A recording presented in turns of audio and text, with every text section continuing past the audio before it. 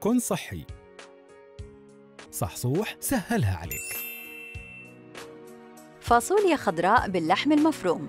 المقادير: 100 جرام لحم بتلو مفروم خالي من الشحوم، نصف كيلو فاصوليا خضراء شرائح، حبة بصل مفروم، حبتين طماطم مكعبات، نصف كوب كزبرة خضراء مفرومة، حبة بصل مفروم، حبة فلفل رومي أخضر مكعبات، ملعقة طعام زيت ذرة، ملعقة طعام صلصة طماطم، فصين ثوم مهروس، ربع ملعقة شاي لكل من الملح والفلفل الأسود والكزبرة الناشفة والقرفة، نصف ملعقة شاي من الملح، ربع ملعقة شاي من الفلفل الأسود، ملعقة شاي من الكزبرة الناشفة.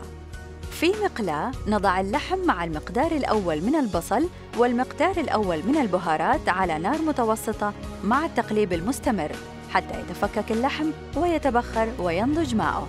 في قدر آخر وعلى نار متوسطة نضع الزيت مع المقدار الثاني من البصل ويقلب إلى أن يذبل البصل. يضاف الثوم والفلفل الرومي الأخضر مع التقليب المستمر إلى أن يذبل الجميع. تضاف الفاصوليا بعد ذلك مع الطماطم والبهارات وصلصة الطماطم واللحم المفروم. تخفف النار ويغطى القدر ويترك على نار هادئة إلى أن تنضج الفاصوليا لمدة 20 دقيقة.